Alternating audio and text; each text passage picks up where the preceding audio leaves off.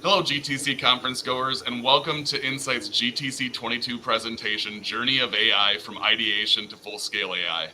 My name is Ryan Raskop, and I'm a Senior Business Development Manager here at Insight, focused on AI and the amazing opportunity we have here to help our clients with AI, machine learning, and deep learning, no matter where they're at in their AI journey. Joining me today is also an amazing Insight data architect, Ken Millard. How you doing, Ken? Thanks for joining me today. Absolutely. It's great to be here. I'm good. How are you, Ryan? I'm doing quite well. So, Ken, AI, it's such a broad and over-encompassing word, right? Yeah, it really is. And I really like to start conversations about AI with just a little bit of education about what we mean. I think that AI, machine learning, deep learning are really terms that are thrown around so much and they're so buzzworthy these days. It helps to give a little, term definition of what we mean when we say these things. So when we use the term AI, really what we mean is just getting computers to do things that humans can do, things that traditionally are very difficult to program. Things that are very traditionally very difficult to get computers to do is kind of what AI is. And then you hear the terms machine learning and deep learning. These are subfields of AI.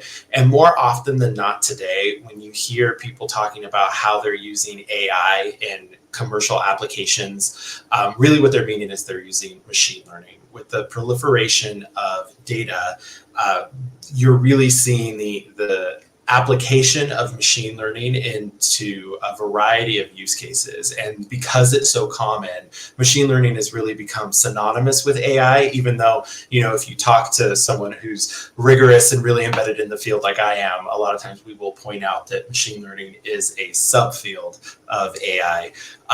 But more often than not, people just use the term synonymously. Yeah, that's what I'm seeing as well. And, I'm not sure about you. As you know, I've been involved in the AI space for a shorter time than you, right? About a year and a half. But when I first started getting familiar with the concept around AI, machine learning, and deep learning, honestly, it made my brain hurt. I mean, there's so much to learn with so many buzzwords, so many use cases, and so much to understand. It can all be a little bit overwhelming, and for me it definitely was. So I can only imagine, companies getting started in AI are going through the same process as I did when I started learning about it. That's okay though, right? It's not being an expert in AI at this point is to be expected for a lot of people.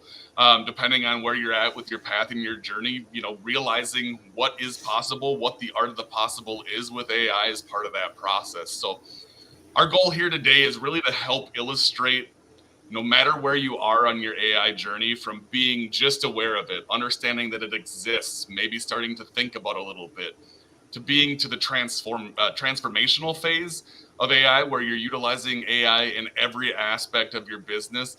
Having a partner like Insight that can help you along that path is imperative to achieving your goals. And we can help you along that path, which we'll talk about a little bit later. So, some of the topics that we're going to cover for you today: the AI marketplace, what's happening in the industry, why you should care, and areas where clients are experiencing a quick return on investment utilizing AI. The journey of AI, where are you on that pathway? Do you even know? Is there somebody else at your company that has a better idea?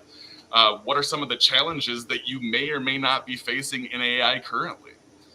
We're going to cover data and its importance in AI and machine learning and deep learning use cases, and why just having a ton of data, which is the lifeblood of AI, isn't enough. We're going to cover where Insight can help you along that path. We've got the experts, we've got the partnerships, and we can help you get the best out of your AI use cases. And how, in conjunction with all of Insight's great capabilities and partnerships with companies like NVIDIA and NetApp, help give you choices on deploying AI in the data center as you start on or grow in your journey. So, what is the opportunity in the marketplace? Where are businesses finding success with AI? I'm not going to read this slide because I know that you can, but I'm going to read this statement. AI is the differentiator for business in the next decade. If you don't believe me, well, I don't have a glimpse into the future. But if you interacted with any mid to large size business over the last week, whether that's a bank, a financial institution, a grocery store, believe it or not, you've been touched in one way or another by AI. The stats really say it all. The market is huge. Despite economic and social uncertainty, People are still getting involved in AI. They're hiring experts specifically to focus on AI, our data scientists, and they're investing in AI on a grand scale. It's transforming every industry. Those who are jumping in are setting their businesses apart from others, finding financial successes, improving customer experiences, and more. At this point, we've gone from these super innovative early AI adopters in business to it's time to become aware, it's time to adopt, and it's time to invest in this technology for the future. AI is coming into the enterprise in a huge way. We're just literally at the tip of the iceberg. And I'm not talking about grandiose, very attractive use cases. You don't need to make a fully automated mind reading robot that can interact with humans. It just needs to make sense for the business. It needs to offer a quick return on investment and improve business enough to continue to invest and utilize. And that's the start of something beautiful for businesses, because guess what? As you go along, you'll find more and more use cases and more ways to continue improving all the portions of your business as you grow along your journey. Yeah, I really couldn't have said it better myself, Ryan. Like, I think that when a lot of people think of these AI and machine learning projects, they think about these very grand, dramatic, kind of industry-changing use cases. And we'll talk about some of those because that's definitely happening. But I think that a lot of times what we see with our clients is that a lot of, where the rubber hits the road with these projects are some of the less glamorous use cases that, maybe aren't industry-changing, but allow for dramatic increases in the way that your business functions and operates. So things that I'm thinking about are really simple use cases, are things like with a IT ticketing system, having automatic ticket routing, right? So that a human doesn't have to read a ticket and decide who needs to service that ticket, but to automatically route that. That's something that we do for customers. A lot of use cases around quality assurance, right? So in manufacturing, identifying defects in product where typically it's a human who has to visually inspect a product, but enabling machines to do that. And in those kinds of use cases where the work tends to be very repetitive, and until recently, it's been very difficult to automate those processes, that's really a lot of places where we're seeing machine learning and AI grow and blossom to really make business operations more efficient, more accurate, and really free humans up to do the things that humans are good at. Right? We aren't typically great at very rote, repetitive tasks. We get bored, our minds wander. That doesn't happen with machines, and so that's a lot of what you're seeing. So I really encourage people, when they start to think, they may think, hey, like machine learning doesn't apply to how my business operates or to my industry. You really have to have a very broad lens in terms of what you think that AI can do for you, because some of the use cases, while banal, may surprise you.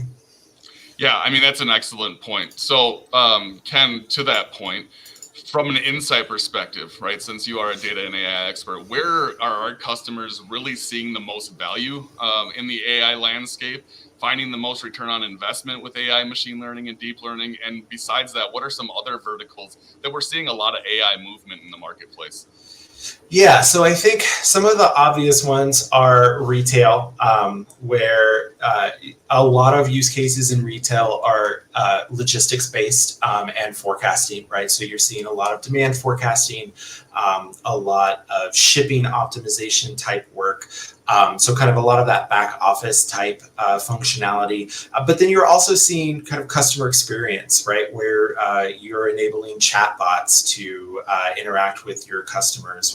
We're also seeing a lot of customers who are using product recommendation engines to start to target marketing, so that we can, kind of surface product to potential customers that they're genuinely interested in, right? So we're really leaving the days of mass marketing where we're just kind of sending a message out into the world and hoping that people that care about it can see it, where we're actually starting to say, hey, no, from what we know about you, we think that you're really going to be interested in this, and so we're seeing a lot more targeted marketing efforts. Then we also see a lot of work in finance. Data science, machine learning, AI is an old friend of finance. You may have heard of the term quant.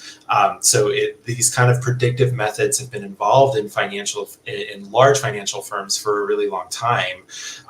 And really where we're seeing movement in that vertical is less towards that very well established discipline, right? Like you can get degrees and PhDs in quantitative finance. It's a very well established discipline. So that's kind of chugging along the way that it always has. It's using some of these newer techniques, but they've been doing that for a really long time. In finance, where we're really seeing is the use of AI kind of chatbots and more unstructured forms of machine learning algorithms to really start to bring down the wall to access finance, right? So we're seeing finance companies who want to interact with retail investors, and maybe a lot of today's investors, they don't want to call a call center, they don't want to talk to a financial professional on the phone. They're more comfortable interacting with a chatbot. So we're seeing a lot of that kind of work to really lower the bar to interact with these financial institutions. I think obviously, and for me and a lot of my colleagues, some of our favorite use cases are in health and life sciences, because that's kind of the dream. We're helping an organization or a business function better, but we're also really helping people in their lives.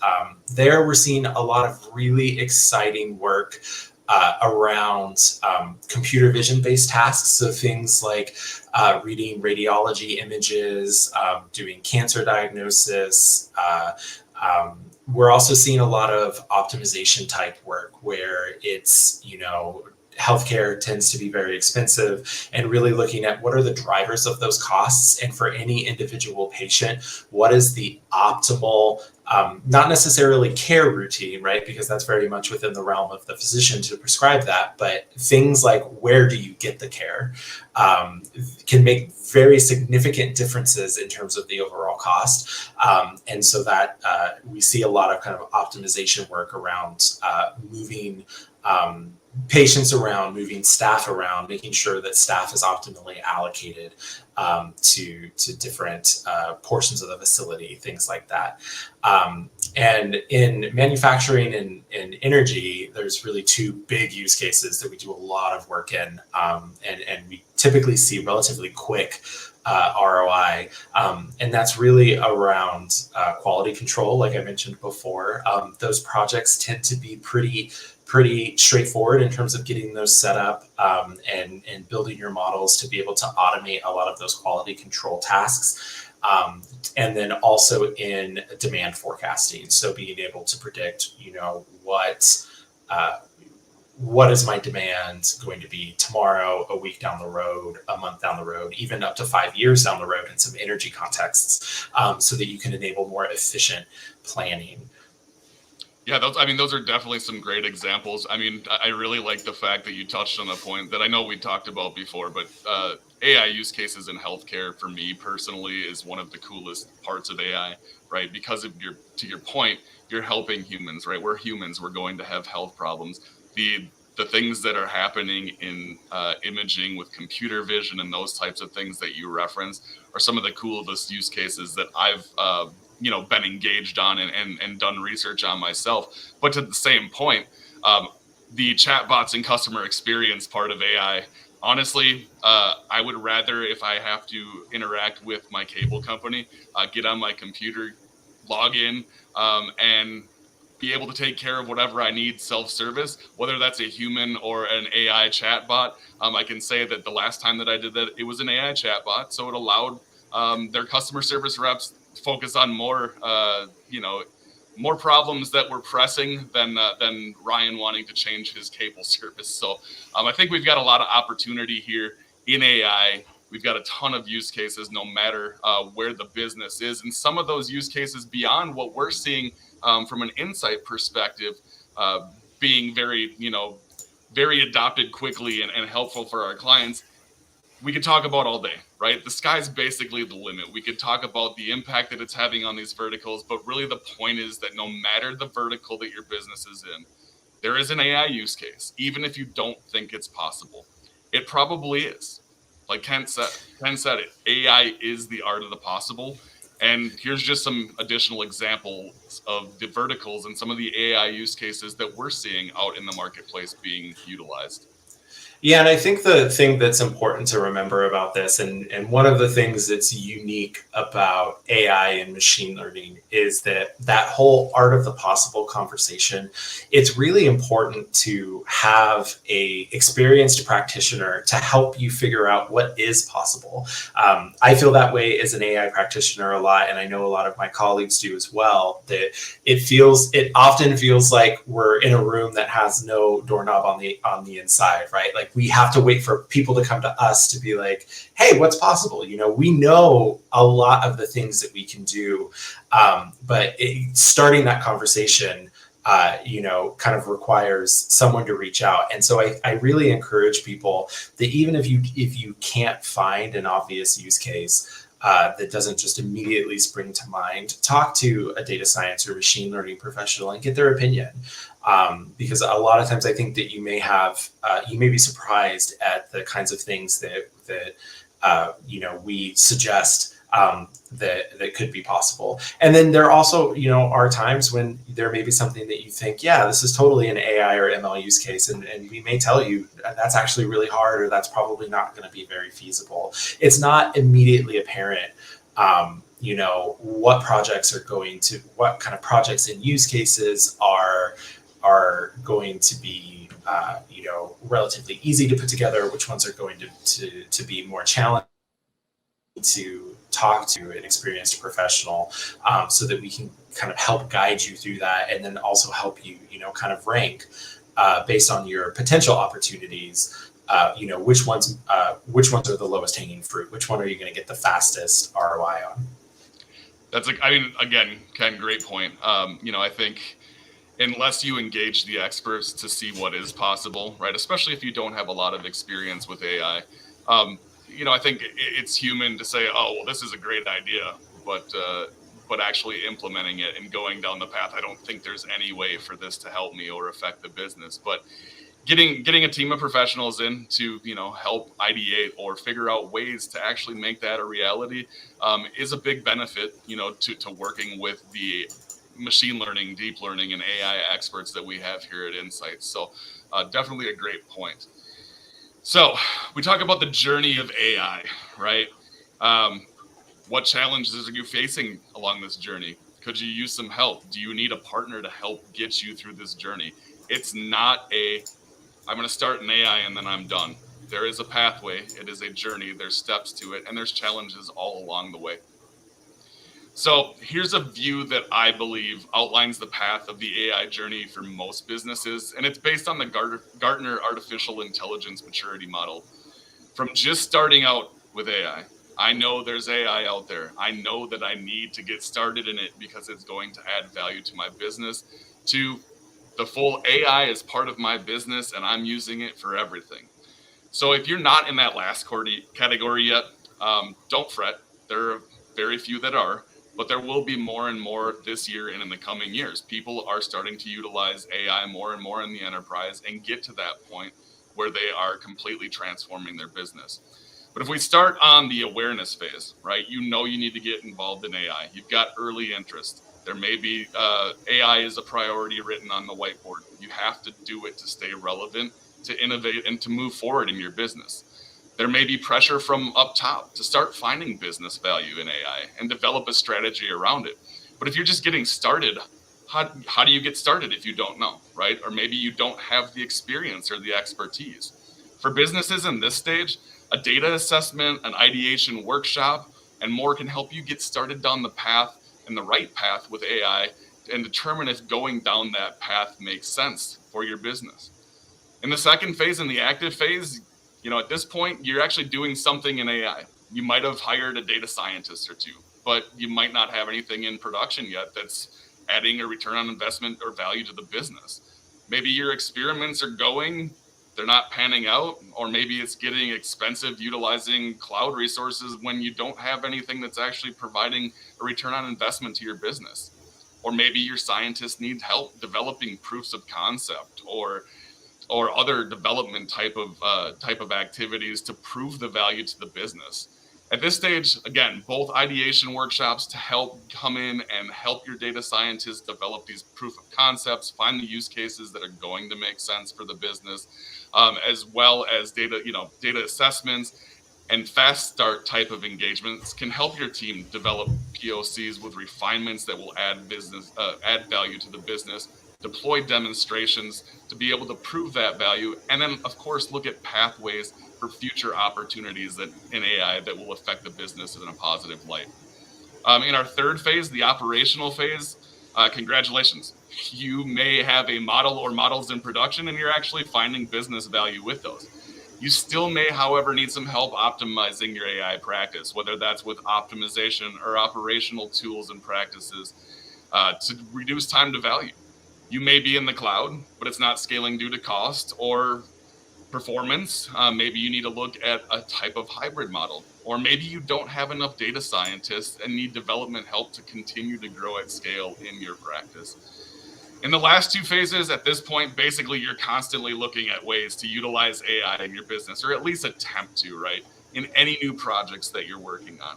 You have the platform, you probably have the infrastructure, you have the team, and you have the means. You've realized that AI is making an impact on your business, and that utilizing it will continue to help you grow in the business as far as innovation and financial means.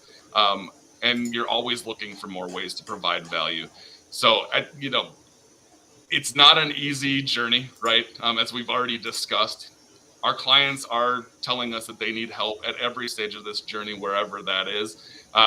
But again, whether you're starting at the beginning or you're in the fifth stage of transformation, it's not everyone's goal. It might be, but no matter where you want to get to, they all come with their own set of unique challenges at each phase. The good news is, however, that no matter at what stage you're at in AI, there's always an opportunity to have a partner like Insight along the way to help you accomplish your goals. Yeah, absolutely. And I think that you're really hitting the nail on the head. And especially it's important to realize that the types of difficulties that organizations face when they're on this maturation journey really change over time.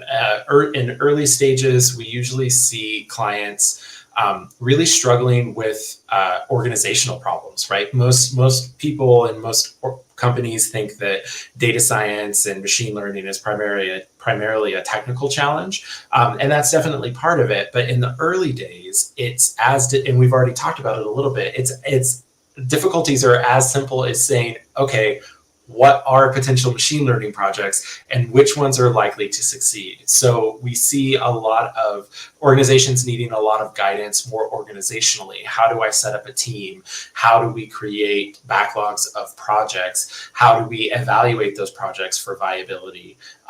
And then how do we ensure that we're able to successfully implement, kind of use case at a time, and really drive those projects to success?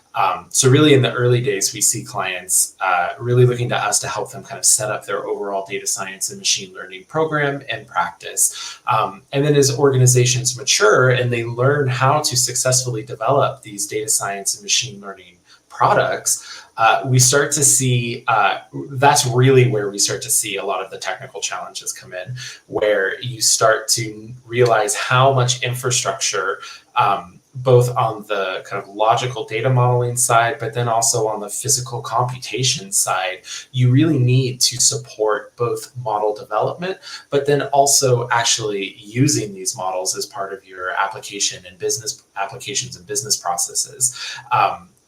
Those integration points are particularly difficult to identify and plan and work through, especially when you start to have many models in production.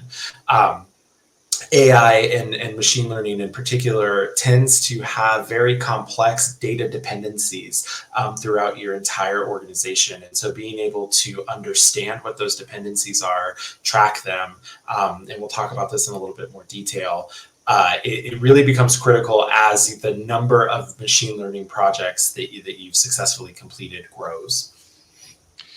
Yeah, I mean, that's great, Ken. But obviously, deploying AI in a business isn't all just about the challenges and struggles, right? So where do you see the benefits and the outcomes that our customers are seeing with utilizing AI in their business?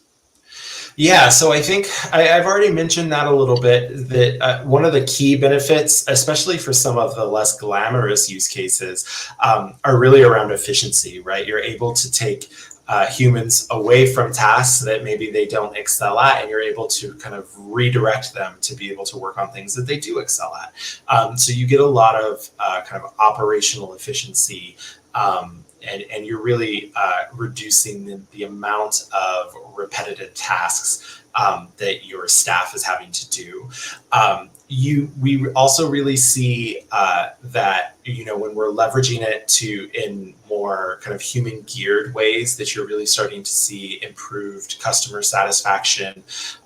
You're starting to see improved customer loyalty and retention, depending on the use case. And then finally, I think a big one, and this is really where the field is starting to get, is once you have kind of an established set of machine learning models, you can move into what we call prescriptive analytics, which you can use those models to help you simulate what will happen if I make this decision, right? So it can really, machine learning, once you've developed your models and you kind of have them in production, they can start to help inform you of what will the impacts of different decisions be. And so you can really start to have very prescriptive suggestions from your AI infrastructure that's not just saying, hey, we're helping you retain customers, but it will also help you make decisions like, if we make this change, here's going to be the impact to our customer retention metrics, that kind of stuff.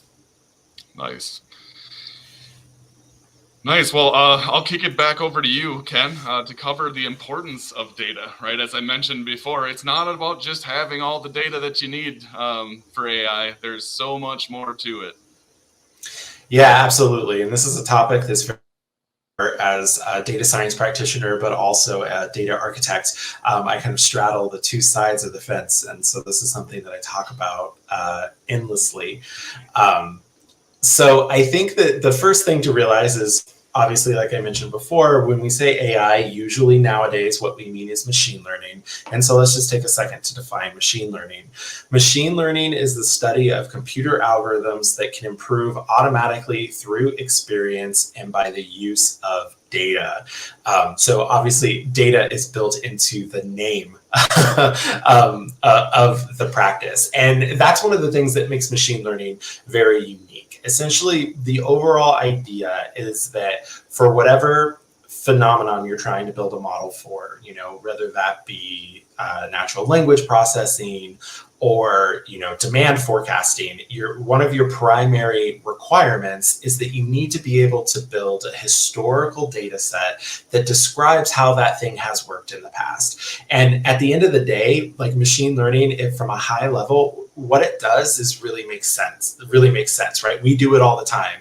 It's things like saying, okay, every time event A has happened, event B has happened, right? And so that's essentially all machine learning algorithms do. They look for patterns in history and they say, okay, this is the pattern that I have observed over time. And so I'm going to predict that pattern is going to continue into the future.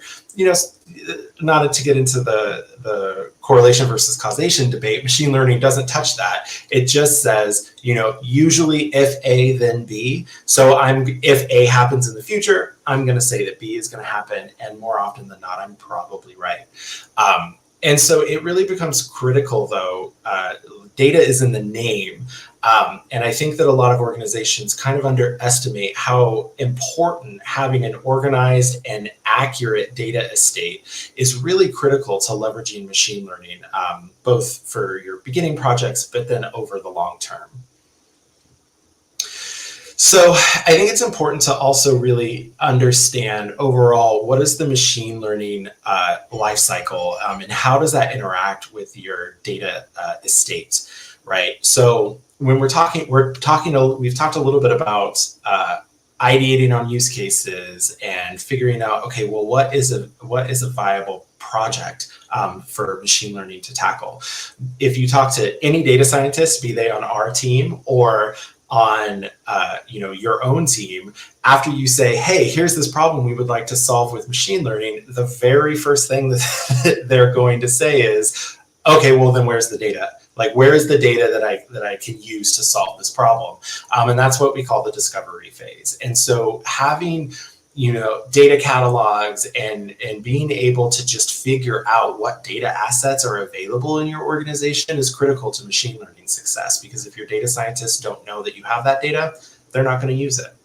The next step of the machine learning lifecycle is, once we kind of identify the data, figure out how it works, what it means, then we have to transform this data into a shape that machine learning algorithms can use. The way that we save data as part of our applications, or the way that we save data so that humans can use it, is not in a form that is useful for machine learning algorithms. And so we have to convert this data to a different kind of representation that our models can use. This process tends to be very human mediated, right? There's a lot of subject matter expertise that goes into it, but it also is very computationally and storage intensive. Sometimes these algorithms require, tens, hundreds of gigabytes to the terabyte range to be able to train them. And so this transformation step of taking data, changing its shape, and then persisting it so that we have it available in the future can be very intensive on your data infrastructure. So really having a plan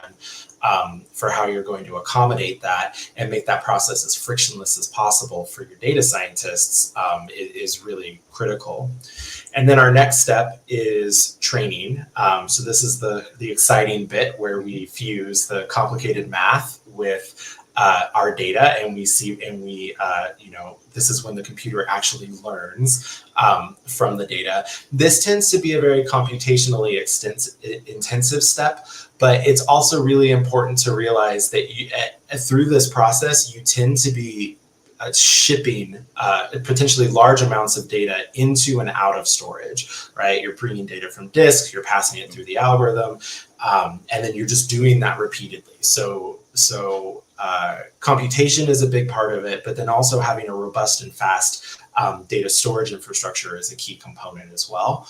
And then finally, once you move through the training step, we move to what we call evaluation, right? So the reason why it's called data science is because it's empirical. We essentially experiment. We take data and we point an algorithm at it. We get something back. And then it's up to us to say, okay, does this thing solve the problem to the degree that we want it to? And so really what you start to see in the evaluation step is that it becomes critical to have a pretty robust tracking infrastructure to say, like, hey, I ran this experiment on this data at this date, and here is the result that I got. Reproducibility is a big topic in data science, and so it's really important to understand, hey, how did I get this model? How did I get this result? So kind of at every step of this journey, you're interacting with your data infrastructure, and it's really important to understand that your data infrastructure and architecture is a key component at every step of this process. And so you really, really, really need to think about it. So with kind of, now that I've driven that point home, what are some of the hurdles or the problems that customers face relative to their data infrastructure? So the first one that I already touched on a little bit is lack of discoverability, right? Maybe you have the data assets in your organization, but your data scientists don't know that you have those data assets. And so if they don't know that they exist, they're not going to use them. So things like data catalogs become really useful here, just to make sure that everybody is on the same page around what data assets are available, what do they mean, and how they should be used. Then we often see struggles around data isolation, and this is a pretty, for anybody who's been working in data and analytics for a long time, problem of I have some of my data in system A and I have the rest of my data in system B. How do I get them together? both physically, right? So physically moving that data, but then also logically integrating it. How do I match entity A to entity B? And so really working through that and making sure that your data estate is as integrated as possible really can speed up time to project completion for a lot of these projects. You really don't want your data scientists doing your data integration work. It's not a particularly good use of their time. Then we see, kind of our more infrastructural issues with data volume and processing time. Data science and machine learning in general, especially as you move into the more unstructured data use cases, language processing, computer vision, the volume of data that's required for those use cases tends to be very, very large. And you start to run into struggles around just having sufficient space to store and then having sufficient processing power to kind of scan over all of that data. That can become a struggle. And then we see reproducibility issues, like I mentioned, having adequate kind of logging and monitoring in place to understand what data was available when becomes critical to understand, well, why did I get the model that I got? And while that may not sound like a big deal, but when we start to deal with healthcare, when we start to deal with finance decisions, both from a regulatory perspective, but then also from an ethical perspective, it becomes very important to understand, why did we get this model and why is it making the decisions that it's making? And so that really having all of that infrastructure in place to be able to track all of that is really important to a successful large scale program. Then we also start to see issues of what we call drift. And that is any of the things that go into a machine learning model. Like, ultimately, the world is constantly changing. And so you need to be able to understand, maybe you have a column that's coming from a particular application and it means one thing now. But over time, maybe it's propensity to buy a widget, right? But over time, people's propensity to buy widgets is going to shift. And so the kind of semantic meaning of that data can change over time. And so really having the processes in place to monitor not just where did my data come from and what does it mean, but how is it changing over time, isn't necessarily required to get a machine learning up and running and into production, but it's required to maintain that machine learning model over time, and so that you can solve the problem and that you can keep that system functioning optimally over a long period of time. And then finally, we often see issues with online-offline skew, which is kind of an obscure term, but it means that when we process data in a batch-based way, right? Like if you think about very typical like kind of data analytic architecture, that processing paradigm doesn't work in a lot of these applications of machine learning. We have to do things very quick because it's someone's talking to us now. We can't wait for an ETL process to take 3 hours to process their data and get an answer. And so what you start to see is that kind of online perspective of your data versus the offline perspective, the batch-based perspective of your data. There's differences between those, and reconciling between those is critical to success. And so it really becomes important to kind of understand what are the universe of problems that I may face in terms of my data infrastructure, and then really designing in advance to kind of handle these. And if you do that successfully, you can really decrease the time to value for your machine learning projects, so you can get these things out and into production faster. But then it also significantly reduces the amount of maintenance and care and feeding that these projects require over the long term. Makes sense. So I think my overall takeaway that I want to drive home is that all of these data issues that we've talked about, they're really engineering problems. They're not data science problems, right? And I think so often you hear from data scientists and you hear from organizations that these are not problems that your data science team are particularly skilled at solving, nor are they the problems that they want to solve. And so it really takes thoughtful planning and implementation to create a data estate capable of supporting a mature and useful data science program. And luckily, Insight is enabled to help you with both the complicated math, the data science problems, but also with the development of a robust data architecture so that you can support the work that your data scientists do over the long term. That's great, Ken. That was a lot, definitely. And as I said, it's not just about having data, right? Obviously, there's so much more involved. So that was a really great description from your side. So the next question that everybody listening to us out there in GTC 22 land may be asking is, okay, so we've talked about all these things, right? I know I need to invest. I know I need to get involved. I know I'm on a journey. I know where I'm at. I know I need data. I know I need it to be reproducible, and I've got all these challenges that may come with it. But what value does Insight add, and what things can Insight help me with on my AI journey? So first off, we offer a full wrapper of solutions, right? From hardware to software to the cloud to tools, as a service offerings, and more. We're partnered with some of the biggest players in the AI space.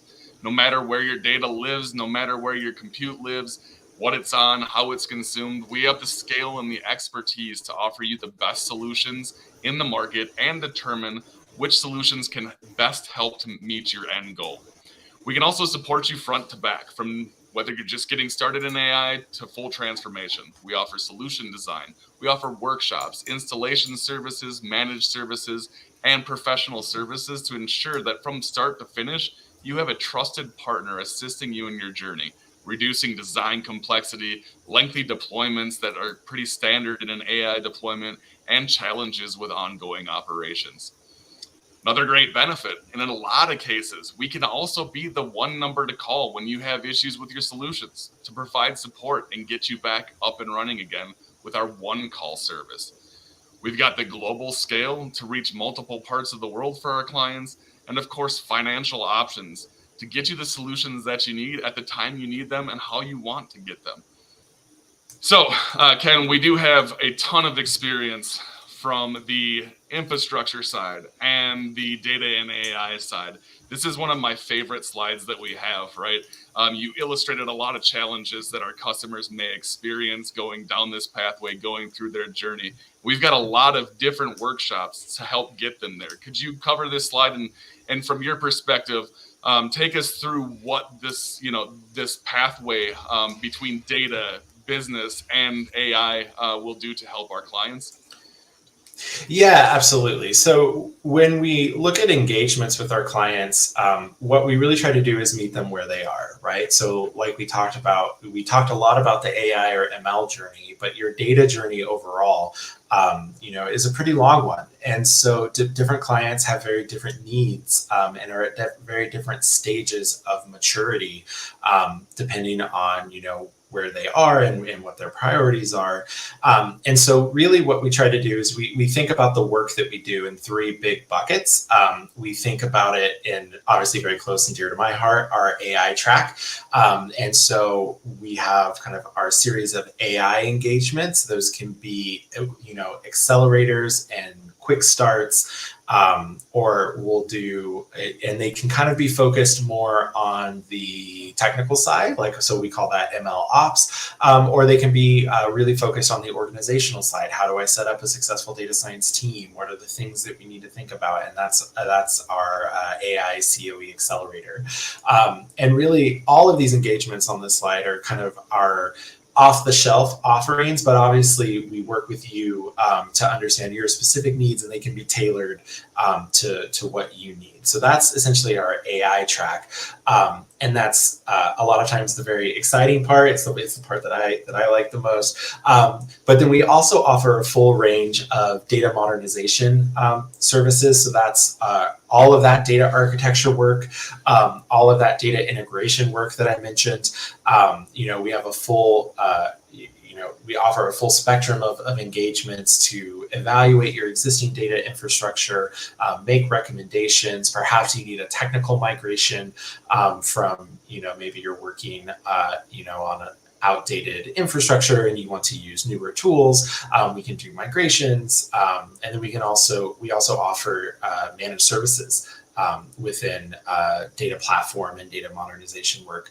And then we also do a lot of what we call our business intelligence maturity track. And so I think of business intelligence as kind of the visualization layer of your data estate, right? So that's report development, dashboards, really enabling, maybe not so much from a predictive perspective, but from a day-to-day business operations perspective. Are you able to surface the data to your the individuals who work in your business? Are you able to surface the data that they need to make informed decisions in a way that is easy to consume and is accurate? Oh, that's great, Kent. I mean, again, I think we have so much opportunity and so much experience and value we can add to this discussion for our customers as we help them grow in their AI practice. Another way that we can help as well is our AI and research innovation hubs. We have some of the world's fastest AI infrastructure around in these hubs that we can allow you to come in and test, kick the tires and test some of the best and brightest infrastructure and tools available. These hubs allow you to just do that, right? Test drive some of the newest and most performant hardware available from companies like NVIDIA and NetApp, Cisco, and more. Use GPU accelerated tools, test your Jupyter environments, or you can even work with our AI lab experts to test your own models and tools. All you need to do is talk to your Insight rep, contact Ken or I, and we can get you engaged to get a reservation to come in and test some of these newer technologies that maybe you don't have in your own data centers, or maybe you're not using yet, to see where it can help you in your AI use cases. So you can see our value prop and strategy. It's hyper-focused on providing the best possible results in AI for businesses. We can help you get started. We can help you mature. We can help design for you. We can offer solutions that meet and exceed your business goals in any place, supporting you through every step of the process, making support as easy as one call in a lot of cases, and giving you varied ways to pay, consume, deploy, and even allow you to test drive some of the biggest names in our industries with our AI research hubs. One partnership I should say, that we found that aligns perfectly with what Insight is trying to accomplish from an AI space and what we're trying to achieve for all our customers, is the one between NetApp and NVIDIA. Now, I'm not here to do a product pitch, so I won't really touch too much on this slide, but it's worth mentioning that the leader in GPU technology and AI, and partnered with the leader in data management solutions, are both amazing partners to Insight and are focused on the same goals. We want to help clients determine where AI can most positively impact their business and give them a pathway to get there. We want to help evangelize the use of AI to improve business outcomes for your business, for every business, and showing them the value of doing so. We want to offer tools, workshops, and more to ensure successful AI adoption and ensure that data is in the right place at the right time. We'd like to give clients options on where to start, how to start, where to deploy, how to design, building blocks to grow, and data science tools and partnerships that make AI infrastructure more impactful and easier to use. Like to offer an easy button to get started and ways to test it, kick the tires, and or consume with a subscription before fully investing in infrastructure. With a support model that just makes it easy, where you can get support and service with just one call. So when it comes to AI infrastructure, having this strong ecosystem of solutions and supports where we're all aligned and having these trusted partnerships can make a world of difference in finding success. So in these ecosystems, we can face challenges together and solve for them. Challenges like Ken mentioned before, like ensuring data is readily available in the right places at the right time. And let's be honest, correct and responsible and reproducible. Having the right expertise to get you there. And if you don't have your own expertise, having a partnership with someone that can help building and optimizing a secure, scalable, and usable platform. And when it comes to the infrastructure, having the support to make sure that everything is optimized and supported with the best performance that you can imagine. By having the right solutions and the right partnerships, deployment speed is increased, getting infrastructure right in the right place is simplified, reducing risk from configuration and install by using validated and tested solutions, one place to get support, and help you to operationalize your AI development. I've said it before in this presentation and I'll say it again. Having these amazing technology partnerships like the ones we have with NVIDIA and NetApp and our expert capabilities in-house allows Insight to help customers at any stage, in any way, in any place of their journey, which is why we can help you start anywhere in AI and go everywhere in AI. So, few closing things here that we'd like you to take away, right? AI is more than a buzzword. The opportunity is real. The time to get involved is now. Start exploring, start becoming aware, start adopting if you find a use case, or if you'd like us to help you find use cases where you'll realize a return on investment quickly, please feel free to engage. No matter what your business is, there is an AI use case for it, right? We're not talking about the glamorous use cases that we mentioned in the beginning. No artificial intelligence robots at trade shows talking to us. But there is a business use case for AI in your business, and it will help keep you relevant in the marketplace. Getting started in AI doesn't have to be difficult. It can seem super overwhelming. But if you have a partner that can help you along the way, you are on the pathway to ensured success. To Ken's point, data is the lifeblood of AI. More importantly, how it's organized, how it's accessed, how it's available to data scientists, and to make sure that it's responsible. They're all keys. Our partnerships like we have with NVIDIA and NetApp, with Insight together, provide AI solutions that offer choice in how you build, deploy, and consume AI infrastructure. And we are aligned very closely with NVIDIA and NetApp in the AI space.